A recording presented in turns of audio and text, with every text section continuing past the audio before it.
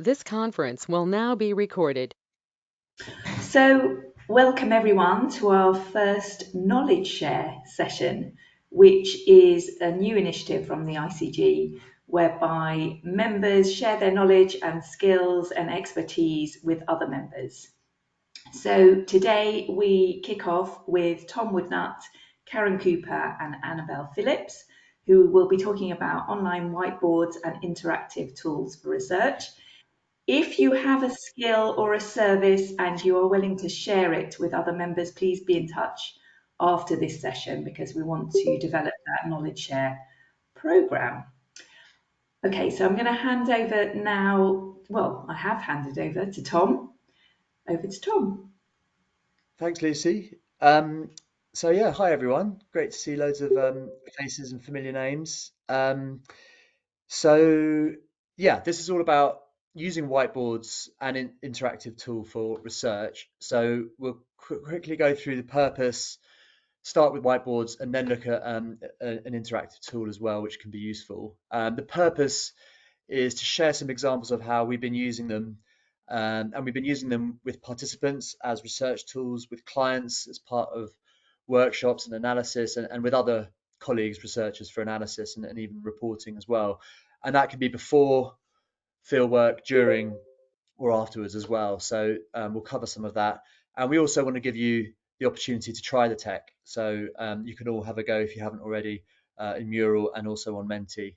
And we'll explain how they all work as we go. So starting with whiteboards, there's lots of brands out there. Even Zoom's got its own integrated whiteboard now. Mural and Mirror are the ones I've been using, but in particular Mural because I just find it easier. But to define them, they're online visual collaboration spaces. So it allows you to work with multiple people in real time. One person changes something, everyone sees them change it. So it allows you to do lots of things really, to organize information and then to reorganize it because you can drag bits of content around, whether that's a post-it note or whether that's a visual that you've cut and pasted in there. So you can organize and reorganize and share information collaboratively. You can have screens, webcam conversations going on alongside it, like we've got now. So, using two screens for that.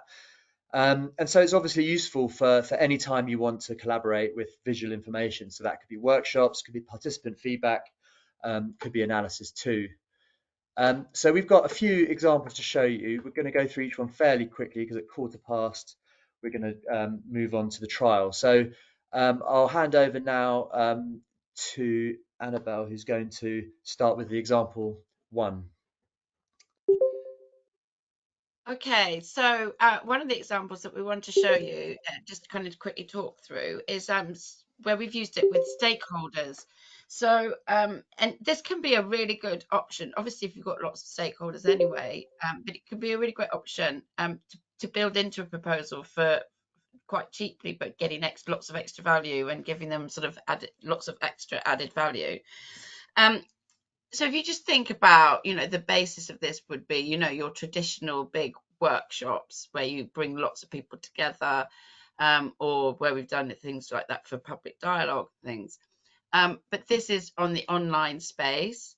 So you just have to, we'll show you the whiteboard in a bit, and we'll see how we've set them up before, but it just takes a little bit of, not that much time, to set up kind of your 4 or 5 key questions, and then people can take post-it notes. So as they might have done in person in a room before we were all going online, they can just write on post-it notes and put them on the different areas. You can do this again with stakeholders. And it's a great way, as we know, it's a great way of getting stakeholders involved, to get them engaged in a process where you've got a client who wants to change things, bringing everyone with you, and also building on the current knowledge base that's already out there. So it's really quite simply done, and actually much more cheaply done than doing it in person. It's much quicker. It's not as clunky as normal online workshops, having to get everyone together and facilitate them. You can, arguably, therefore, you can invite more people in, you can gather more data. And as I say, it's a really cheap engagement and gathering tool, so it's a really good optional extra to get people involved. Another thing that we've done as well is looking at concept testing. So I'm sure we're all familiar with doing concept testing and in a room, chucking the boards all around the room, or not chucking, carefully placing on the walls or shelves, and then giving people lots of stickers and post-its and allowing participants to walk around and put red stickers and green stickers and put post-it notes and point out what they like and what they don't like. And in this way, you can do this online. So you can put your boards, you can put pictures up on the whiteboards, and people can put notes, and you can color code the notes, red for negative, green for positive comments, and again with stickers. So it helps to bring some of those techniques to your online game. What I would say though, in both of these, it takes a little bit of getting used to, because you do have to have that silence and allow to have that silence while people are writing. So it's less dialogue and more writing. But again, you get that instinctive top of mind reaction that everyone can do before they start getting swayed by other people's discussions. The problem with online often is that the first person to comment then influences what everyone else is saying. And in this way, you can get the fresh, everyone's instinctive reactions, and then you can look and see what's the general feeling and spring into the sort of broader brush discussions. And you can get through more without having to worry about giving everyone their turn. So it can work really well. Over to you, Tom. Thank you. So here's a couple more examples. This is one where it was an asynchronous online qual project, so it was across 6 days. It had about, I don't know, 18 people or so. And it's all a bit blurred out just for confidentiality, but you can see on the left there with that grey background, there's a bunch of black dots, and each dot represents a person. So then you can see at the top there's some dark blue bits and some text above that. That's the questions that we were asking each day. So what you see there represents 1 day's worth of feedback from people, and the feedback from question 1 is mapped to person 1, and so on. So you can really see what an individual says, because you're cutting and pasting their verbatim from the platform, obviously leaving anything behind that's not useful, but picking the best quotes, dropping it in this workspace, and then you can add additional thoughts and observations, insights, recommendations, whatever it is, in different colors on top. So it's a way of organizing the most useful bits from a project. It could be a synchronous text project like this one. It could be from transcripts, or even done live if you're watching webcams. But it means you can pull out the best bits, have it all visualized in one place, and then different people, whether that's your colleague or your client, can look around and see what's coming out. So you get a lot more detail than you can recall. So it's almost like a bit like a kind of bionic memory, because it means you can capture the best bits, organize them, move them around, layer on top of that observations, and then use it as part of a talk through with the client. Rather than just a verbal download, you can do this, pull out details. And it's great if clients are developing concepts in the background. If they're doing some kind of agile concept development, then if you do this each day during the field work, because this ran over about 6 days. So each day we were doing this, the client was looking at it, and they were able to develop concepts off the back of it. So they had feedback more quickly, effectively. Yeah, you're getting more detail, it's more agile, and it gives you this kind of bionic memory to remember what person 1 said on day 1, and then see how that relates to what they said on day 4, which is sometimes quite hard to do without this kind of help. So that's an example of analysis, and you can do multi-markets as well and layer on top other findings from other markets as well and call out any differences. And it's just more malleable than a discussion than a Google Doc, which can end up being really long and difficult to navigate, but very easy to navigate because you can zoom in and out.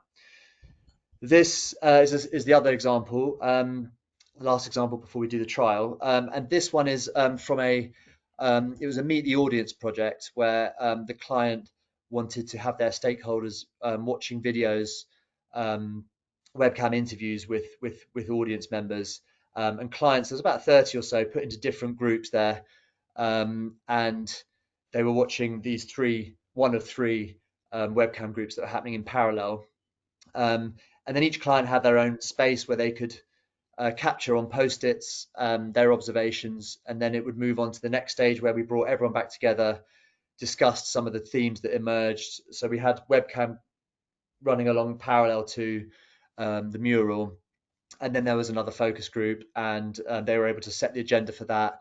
And then there was a kind of a mop up at the end. So this was like a 3 hour session, really, in which there was multiple groups happening at once, but capturing individual responses from clients, bringing everyone together, and then doing a follow up group as well, and then another reflection. So yeah, just an example of how to make everyone feel part of something rather than detached and remote, even if it is a remote study. So that's the 4 examples. Feel free to add any questions to the mural, or any ideas. We've got 2 sections there. I'm going to talk through how to get in there if you're not there already, and how to do it. So I guess I should share the mural now. So let me stop sharing this. But if you can see that link, maybe Lucy could share it in the chat if she hasn't already, because then you can just follow that link and log in. And we've got about 15 minutes or so for you to add your questions into Mural. If you don't want to, you can just add them in the chat within this webinar platform. But ideally, get into Mural, add some questions to it. I can see quite a few of you are doing that already. And also on the right here, we've got ideas for other applications. So we've only given you 4 examples. Obviously, like, it's a piece of paper, so there's many uses for it. So add in any ideas you've got. Doesn't matter if they're good or bad or whatever. Just chuck them in, and then we'll go through what we get. So I'll stop sharing this and I'll start sharing the mural for those of you that aren't in it and can't see it. So bear with me.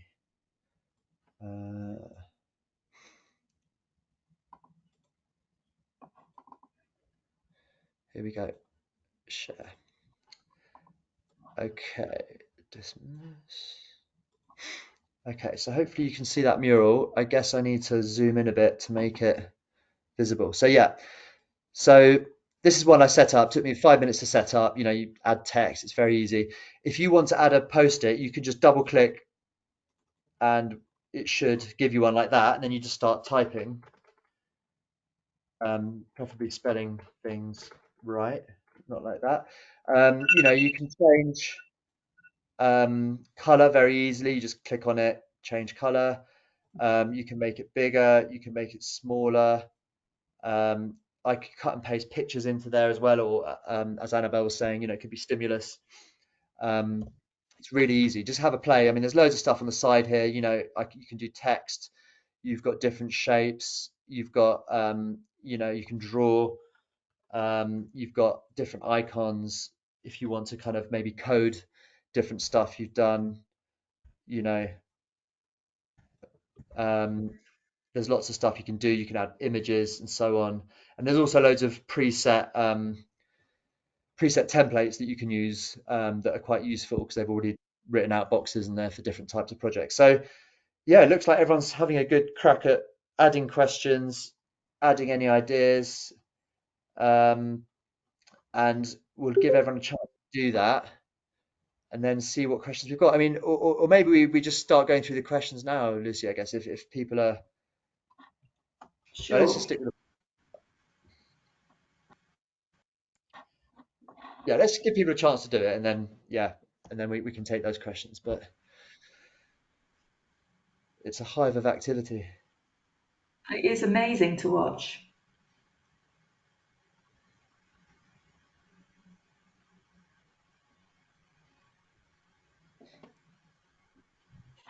You can also anonymize people. I think in Mural as well, sometimes you can get people come in and they can choose their own name, or they can be an animal like a squirrel or a monkey or something. So there are ways, if there are sort of things that you think might be more sensitive, or people might be kind of a bit wary about sharing their views and their thoughts, then you can anonymize people. There's sorts of different things, settings for that sort of thing as well. And I think I've seen people have found the pictures as well. So you can put in pictures, icons. You can comment on each other's posts as well, or you can put thumbs up and things. and you can Do you want to tag start posts as well. talking about there's a top question about the license, or do you have to have a license, or can you go pay as you Yeah, go? that you can do pay as you go, or you can get a license. I think once you get a license, then you have more people that can control your space. But I think, I mean, for you can do it. I've done it before with. I think, oh yeah, it depends on how many boards you've got. So if you've only got one board, you don't need to pay, and you can do what we've done here. But as soon as you start to have multiple boards, I think at that point there's a limit and you have to pay. It's I can't remember. I think it's something around 100 quid for a year's license. Um, so it's pretty open, and some of them are free. The Google one, Jamboard, is free. It's I found Mural harder to use. It's like suddenly I've drawn all these boxes I didn't want to draw, whereas this one, sorry, Miro is harder to use, but Mural I found is the easiest. But I guess it's one of those things that you might have a preference depending on how you like to work. The Zoom one's quite simple as well, and I think that's part of your Zoom package or whatever that you're using. But it's not as the possibilities are kind of endless with this. I mean, we're probably for our research needs, we are quite simple, but if you there's quite a lot of inspiration out there as well, and YouTube channels, and Mural and Miro have their own ideas and inspiration ideas and not motivations, but sort of just so you can go and find lots of things like that as well. You can go and have a little look and see what's out there and have a little Google around and find different ways you could use it. But I think really for what we use it for, the basics are really, really good. Yeah, and this question on Zoom, you can have Zoom running on the same screen. It just depends how big your screen is as to how easy it is to see. But yeah, you could have a split screen. I did in my old computer, it started to get a bit upset when I had Zoom focus group and Mural and it started flickering, but it was old and then I got a new one and it was fine. So I guess it depends on computing power. But I just having a second screen, plugging that in is way easier because I can just look over here and then you can have it bigger and you can, drag and copy and paste stuff from one to the other. Okay, so someone's put here as well. Can you Zoom and chat and Zoom on the same screen? They do have functions now. They're getting much, much better at integrating it. To begin with, it was quite difficult, and you really needed to have two screens to be able to do it slickly. But now they are much, much better at having them integrated, having the integrated function. And Tom, you were saying, weren't you, that now you can with Mural, you can just there's an option there to just link it in with Zoom or Teams. Yeah, there is a integration where you can actually have Zoom integrated with certainly with Miro. I don't know about Mural, but where you can have the heads of the people, talking heads videos within Mural. I didn't bother doing it because I just found it easier to have two separate things, but it can be done. Might be another computer processing question there, but Mm.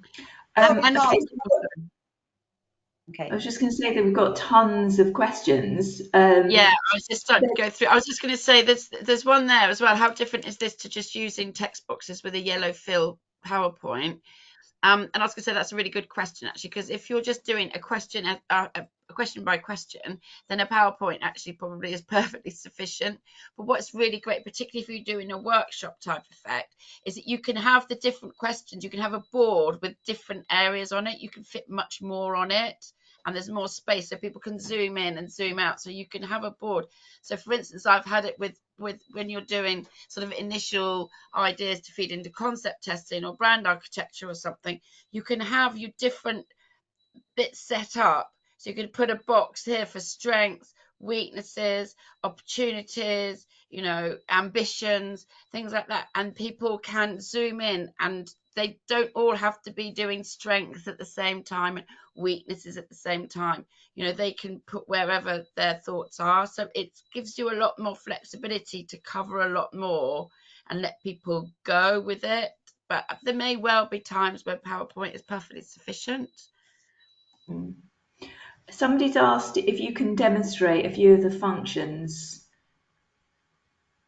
yeah, which kind of functions we've got? I mean, there's a pointer. Whee. Um, there's, I think, timer. You can do timed surveys where, yeah, I didn't. It felt a bit stressful to do that, so I didn't bother. But there is a way to do a quick poll where everyone there can do a quick poll and you see the results. And then there's, I mean, the main function is really just to think of it like a big flip chart that you'd have in a workshop or you'd have in a focus group, except that everyone can add the post-its. It's not just the moderator. Anyone can move stuff around. You can recode it, change the colors. You can create new boxes. You can expand this. So if we run out of space here, then all I do is just expand it like that. You can lock it because it might be that you don't want people to suddenly start, moving things around, and so I can just lock that. Um, See, now it won't move. Um, so there's loads of different things you can do. You can color code it. So, this is about participants using it. So that's in a blue color. You can that's about Zoom. So that's in green. You can just quickly click on it and change color if you want. But yeah, it's not so much that there's loads of crazy functions. It's more just think of it as a big flip chart or, whiteboard that it's just that everyone can do it remotely. Mm. I Um, think a lot of the skill is in the setting up at the beginning and thinking about how you're going to set up your work. So I think that's the thing that takes the longest. But again, now they more and more and more they have templates now to give you ideas and to give you inspiration.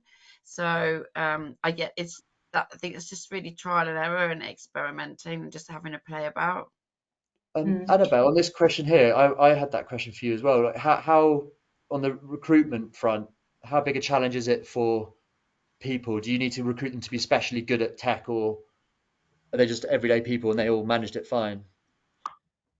Um, Oh, sorry. Yes, we just as everyday people. I mean, as you do with Zoom groups, you just make sure that they've got the right, that they've got, the bandwidth for a Zoom group things, and but you just make sure that they're comfortable with typing during the groups. But really, most people now are pretty able to pick up. You just have to make sure you build in a bit of time to just explain to them to pick it up. But as you can see, you can use the icons and they can use different bits and pieces as well. So it doesn't always have to be about typing and it can just be about looping. So yeah, really, and with stakeholders as well, most of them are, working and using IT and tech. So not really, no. And they Mm. can just pre-register before, I guess you say log in, pre-register before the session, so they're all registered. Yeah, yeah, yeah. You just have to spend a bit more time with them, just making sure they're all set up to begin with. There's a note about are all these notes public or can you make some of them private, especially if you want some individual spontaneous feedback to something?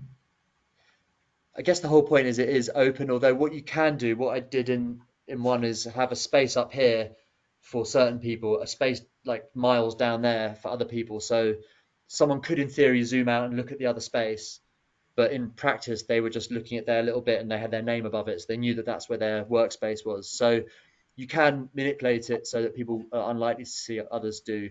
But I guess, you know, it's not like a private response where, if you're typing it out on a piece of paper, no one's going to see it really. It's more like a chat private response in a focus group where people could see it if they looked, or you just hope that they're looking and not looking, looking at their typing and not looking at what other people have done. But I mean, Karen's piece shows how you can use tech to solve that one, when we come onto that bit. Mm.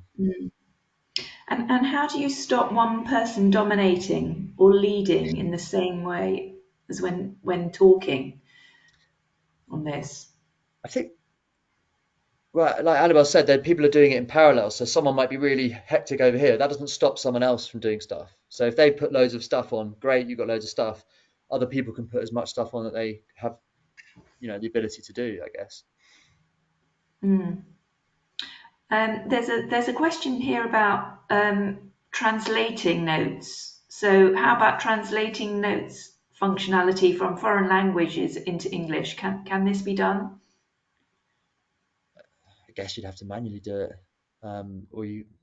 or have a. I mean, I've had local moderators put it in English, so just everything's in English. The quotes are in English, but that's part of their role to translate and pick the best quotes rather than putting Mm. in local language ones. But yeah, you just need to get a translator on it, I guess. Mm. And there's one down here which, as an organizer, can you see the name of the person who's written each comment, which would be helpful at this point, wouldn't it? I certainly can't. Can you, Tom, see who's written what? No, no. I mean, I guess in a way, yeah. I guess you could give people their own color code so you could know what segment they're in, or if you've only got a few people and there's enough colors, I guess everyone could have the same color, or you could ask people to put their initials at the end of each comment. But as with a lot of post-its, in a workshop, you don't want people to be feeling like they're accountable. It's more like a spirit of just write whatever. There's no such thing as a bad idea. So I'm not sure you really need to necessarily, but Annabelle probably knows. I've not used it as a research tool so much as an analysis tool. So I don't know what. Maybe Annabelle's got a different. Yeah, again, I haven't. I mean, like, I hadn't really sort of sought to do that, so I hadn't really given that some consideration. I think that it is. I think there is a function you can do that with, but I'm not sure how you do it because I've never tried to do it before. But again, I think this is the thing as well. You can do color coding. You can ask people to pick a color, and everything that they do is in that color, and don't pick a color that someone does. I mean, there is the thing as well. I mean, when we don't tend to personalize the analysis that we do. Um, anyway, when we do transcripts and things, we don't necessarily, although, nowadays Otter and stuff does try and say that's speaker one and speaker two, whatever. But, so I haven't actually tried to do that. I'm sure there is a function, or there is probably a way, but that's not something that I've looked at. Mm. There's a question about saving and exporting it. Yes, yeah, you We can do do, that. yeah, absolutely. You can save, export, print out.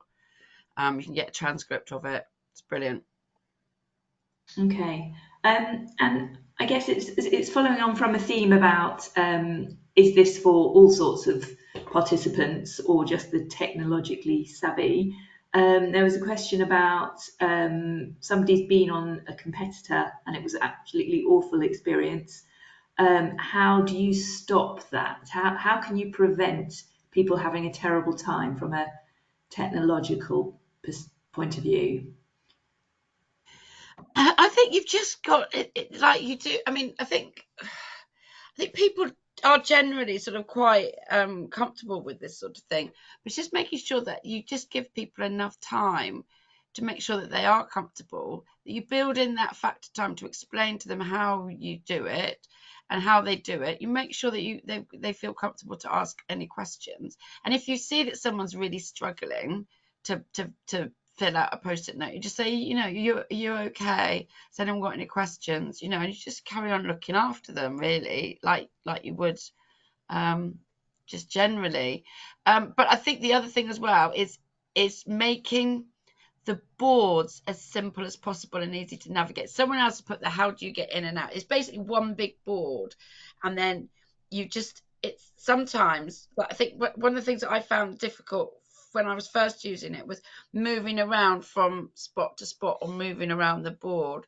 So it's just making sure that you've got, you can help people do all of that before at the beginning of the group, but also like we used to. First of all, I don't know, we used to, I remember when first we went into COVID and we had to do groups with old people, and everyone's like, oh my gosh, you're never going to be able to do the older, lower income people. Well, actually they were fine because they were already on Zoom calls with their grandkids and feeling isolated. And it's not as scary and difficult for people that and you might get one or two people that are struggling a bit. You just got to hold their hands. Also, look at what we've just had. Like in the last 10 minutes, there's a million things on there. People have worked it out. There's videos in there. Didn't even realize you could do that. So it's very intuitive. Mm.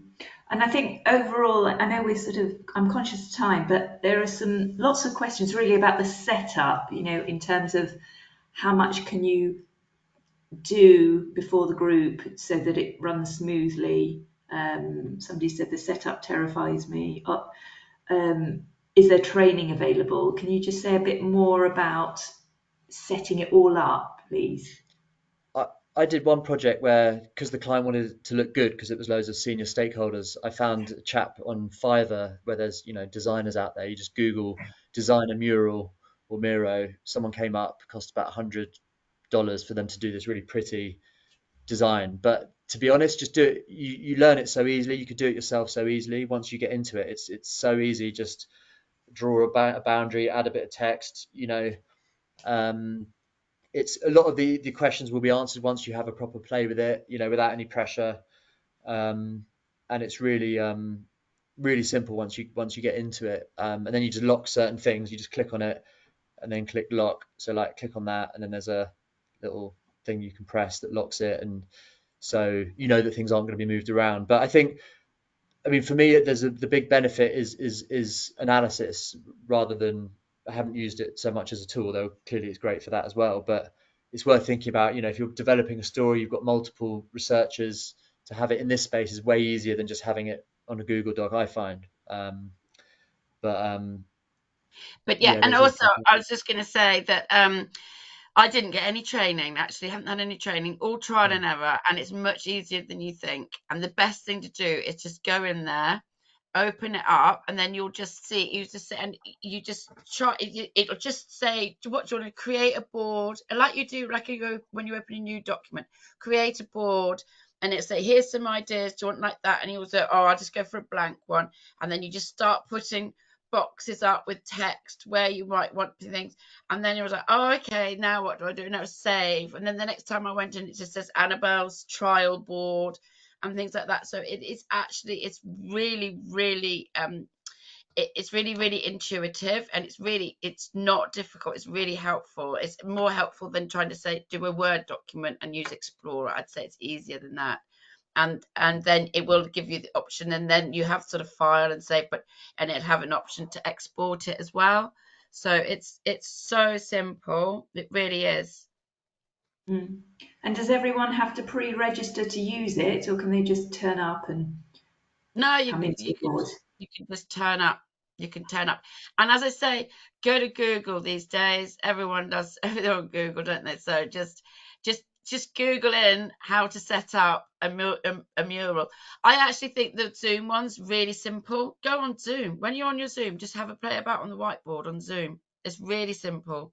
So have a go on that one as a starting point, because most of you have got Zoom. And just give it a go, because you're already in Zoom. You don't have to get to another link. You don't need to go to sign yourself up for anything. You just click on whiteboard option and just have a play. Best thing to do is just have a play, and you'll find it's easier than you think, honestly. Okay. Are we ready to move on to sort of ideas for application? I don't know whether if anybody wants to unmute themselves on GoToMeeting if they are desperate to ask their question before we move on. Then I've added some answers to some of the questions we didn't cover as well in Mural, so I can keep doing that as well in case. Oh, well done. I'll have a little go as well. okay, so some of the ideas for application. Somebody said it's really helpful for multi-country engagement. They ran one in Germany to bring sales, research, and marketing together. Having never been in a meeting together, it was 1 hour and very productive. Any other ideas for application here? I was going to add, actually, that I think we're all independent consultants. Loads of us work together, and actually, it's a really good way to storyboard some of the stuff when we work together. It's a really good way of storyboarding proposals, storyboarding reports, and storyboarding some of the stuff when we're working together. So, joint pen and paper option. So, I, yeah. I found when I did this for one project, the speed with which I could write the report was completely different because I had everything laid out, and it was so much easier to think through the report because the story was immediately clear, and it was easy to go and find a quote on this thing from that person because it's just all laid out in front of you rather than trying to work out what group was it, who said that. It accelerates stuff even though it takes time to do. Sorry. Any other ideas for application? If you can think of anything, please add it into that section.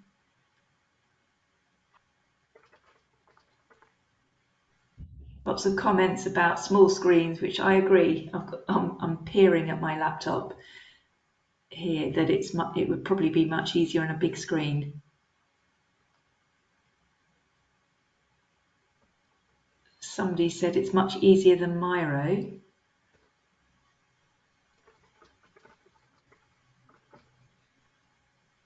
But Yeah, I found it. remember that you can you can zoom into it, so you don't have to look at it the size that it is. You can zoom in and zoom out and move the screen about when you're on the actual page. Obviously not when it's a shared screen, but Yeah, there's a question on saving it as well here, and it's just saved within the app. So it's not like, it's like Google Docs. I guess Google Docs you could download as a Word file, but this is just saved within there, and you can give people links to it if ever you need them to access it. That's an interesting point. I don't know who wrote it, but top tip for stopping seeing the floating names. Hover over your initials or picture at the bottom and choose show cursors. Did you know? Tom? Did you put that in? No, Um, that's a good tip. I didn't know that. I'm going to try that.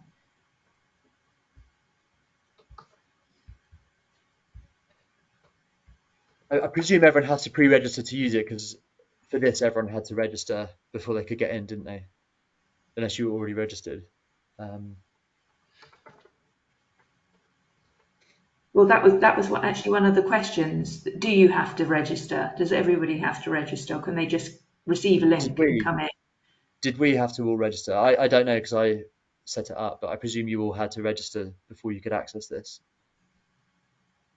Is that right? Did you all set up an account? If so, then that's a yes. Yeah. Okay. We're glad to be providing lots of fun. I haven't had this much fun in ages, someone said.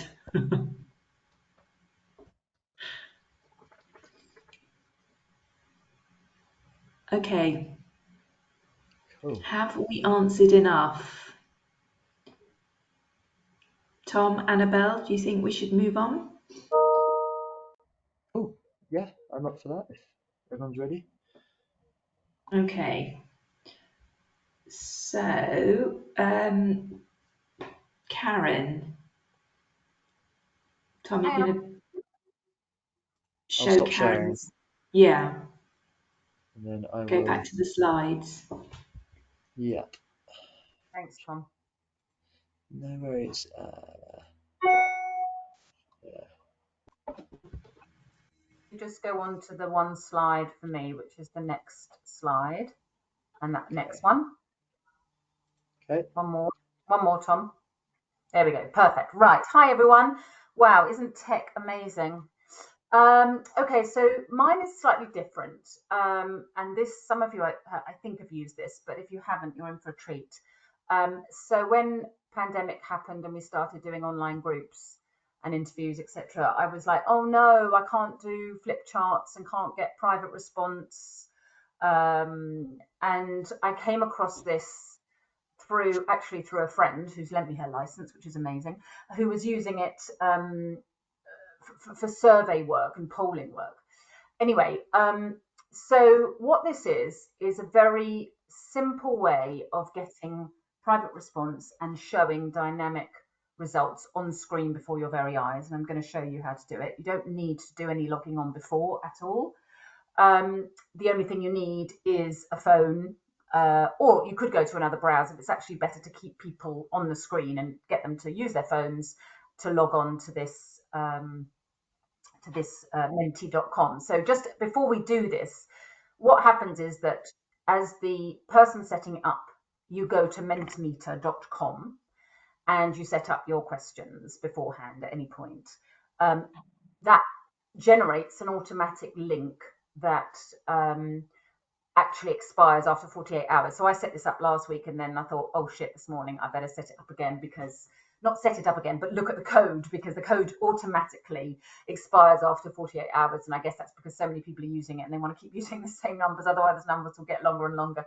So so effectively, it's so simple. It's not integrated into the Zoom, etc. It is separate. So that's the only slight, sort of, I suppose, friction point. But let's have a go at this. As somebody, I would have set it up at in the back end, and in my groups I would say to people, right, go to your phone, go onto your browser and type in menti.com. So if you all do this now, type in menti.com, and then it asks you to type in a code. The code today is 84401111.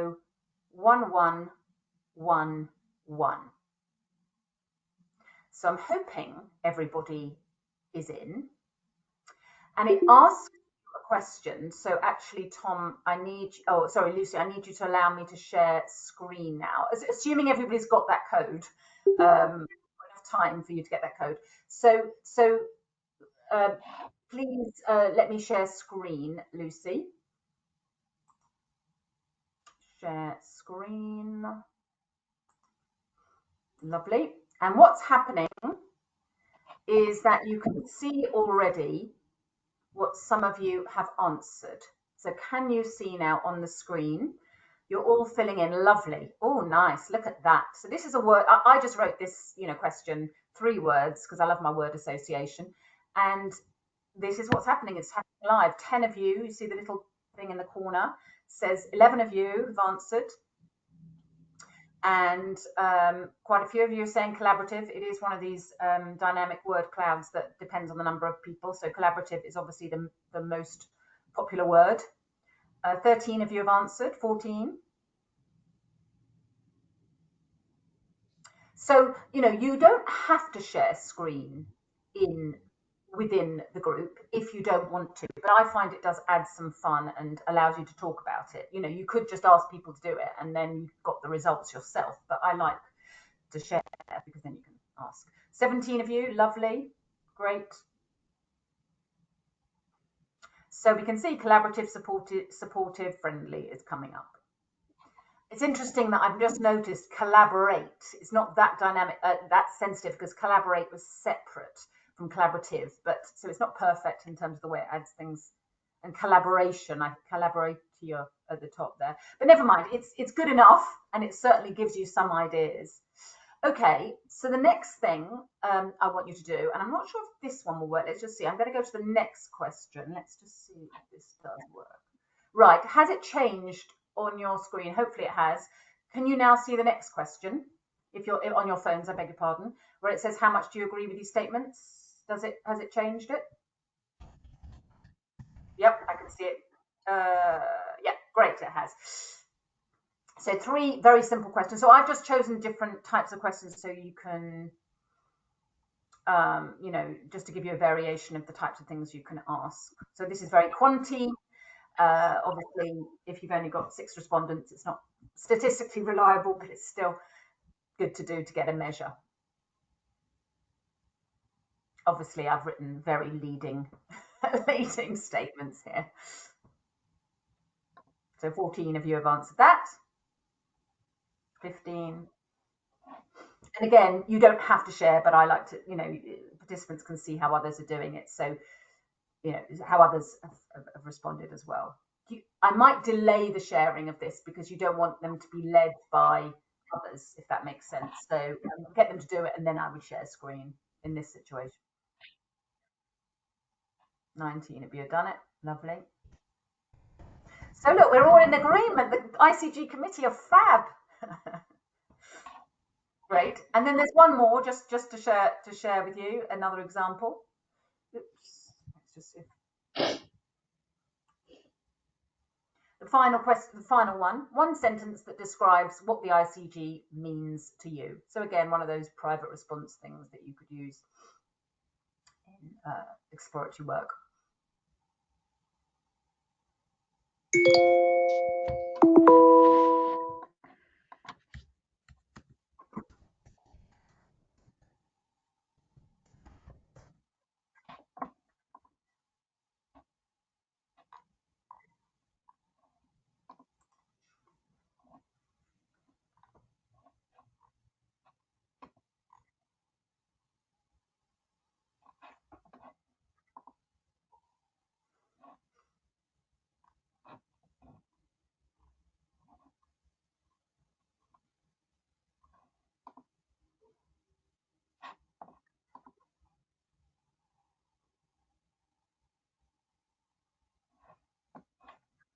Oh, some really lovely ones.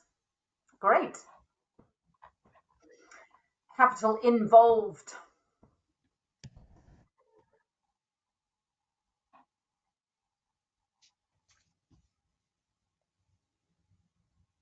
Fantastic. So you can see these are the types of things that are coming up. And just like Menti, you can easily download, just like Mural, you can easily download it afterwards, and keep it all. And if I use these in Qual, I often put them in like you would, I suppose, a word association chart to give a sense of, raw material, if you like, into a presentation. It does help you with a lot of things. It's not obviously the only way you write a debrief, but it gives a bit of flavour to it. So there we go. I gave you 3 examples. The good news is that Menti is free for 2 questions for any project. So if you you can just try it for, a project that's coming up and you just thought, what are the 2 questions I want, whether it's a word association or, open-ended one or whatever you want. So again, just log on to Mentimeter. And should we stop sharing now so we can, yeah, is anybody happy with that? Yeah, just Hello. question. Sorry, was that somebody asking a question? Yeah, sorry, you were in the middle of something, but I was just telling you that there are some questions when you finish. Great. So just to finish off on terms of pricing, it's a subscription thing if you want more bells and whistles, and it's unfortunately billed annually, which is annoying, but it's $8.99 a month, but it's annual. I'm not sure what their expectation is, but it's free for 2 questions. So you may want to just try it out for 2 important questions. It is sometimes fiddly for them to go backwards and forwards. So 2 questions may be ideal, in a Qual project. Right, sorry, questions. Lucy, will you read them out? Because I can't quite find the chat. Can you check or capture who gave what score like you can in Zoom? I think you who in terms of people, I think you can. I've not looked at that. I've not looked at that in that level of detail, and sort of similar to what Annabelle was saying before. It's sort of more of a hands up thing, like you would in, it's not about attributing respondents X said this, and it is Qual. It's not quant. And Alison was talking about using it in corporate training as well as research. Yeah, I mean, as I said, I was at a conference and I think I first saw it once for voting. I think, and polling. I think Tom mentioned that earlier about Mural. This is much easier for polling. Go to your phone, marks out of 10 or whatever for this. Lots of. And just a comment from Luca. Quite curious about the word menti because that means lie in Italian. Well, don't know. I didn't choose it. Sharing. Okay, question here. Can a participant use it if they are using their phone for Zoom, i.e. one device for both? Yeah, it's fiddly. Because the danger always with that kind of thing, because of course they could just go onto their, their browser and go onto, and just type it in. But, I don't know about you, but when people are using phones, they, danger of losing them. You don't want to lose them from the main group, from the main discussion. So I would always suggest a different device for this. And Kirsty said, what is the best use for this in groups? Well, I personally love it for early on, not so early because they've got to get used to the, but like word association, what's the first thought that comes to mind? Like the first thing I did with 3 things. By the way, you could set it to 5, 10, whatever you want in terms of numbers of responses to allow them to do more if they want. But I really think it's good to get first thoughts on word association or private response to something. You show them an ad and what do they think of it, private response. And as I said, I wouldn't share that immediately because you don't want them to see others, but you would share it perhaps after they've had a chance to do it. And also a question, does this help people verbally contribute in an online space? I'm working with a very resistant, I think it says resistant, organisation who are not used to workshops and we struggle for energizer exercises. Yeah, this is brilliant for that. And it's it really, because I don't know how you guys felt, but when you have the phone and you're answering it in your phone, I think it just feels a little bit more, I don't know, private. It's not private, but you feel like, it's like a bit like a survey, or you're answering a few questions, and the fact that it comes up on the screen is like, whoa. But I think it does encourage private response, which is what private response is, right? We've got a few minutes.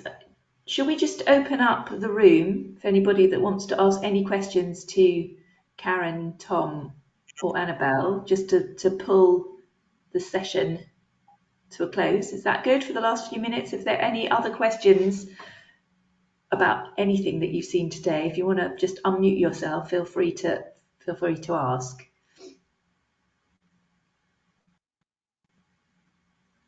I don't have a question, but I just wanted to say a massive thank you. I can't tell you how useful this is, and it's just really good to do something interactive rather than just sit and listen to people. So thank you. Likewise. Any other Well, questions? that's brilliant. That's what we were hoping that it would be, good to just actually, be a bit more interactive and actually give it a go rather than just be told. I think we've just seen that as well, having a play. Really, I don't think there's any sort of substitute for that, and having that play with, being able to ask questions as well is hopefully been really valuable. Okay. Last chance, otherwise we will close this. Sorry, Karen, was it Mentimeter you go on, the website? Mentimeter. Okay. MENTI, meter, METER. Clearly not an Italian company. And have you found that people, because obviously the risk is if people start getting on their phones, have you found that's been a issue at all? No, I mean, look, I don't pay them to the end. If I see them looking down, I'll just pick on them to answer a question. But I mean, it's like any group. They can have their phones and they can be turning off their screens, and you just have to, as a moderator, keep them engaged, participate, and and I do like to do it in chunks rather than keep going back to Menti, because I think you want the engagement around the conversation. So there's just a couple of moments where I would do it, really. Brilliant. Okay. Right. So thank you so much, Karen, Tom, and Annabelle. Please, if you've got any skill or expertise to share, please come forward, just message me. We'd love to hear from you for our next knowledge share sessions. But thank you all for coming along, and have a good day. Thanks so much, Lucy. Brilliant. Thanks, everybody. Thanks, Lucy. Really helpful. Thank you.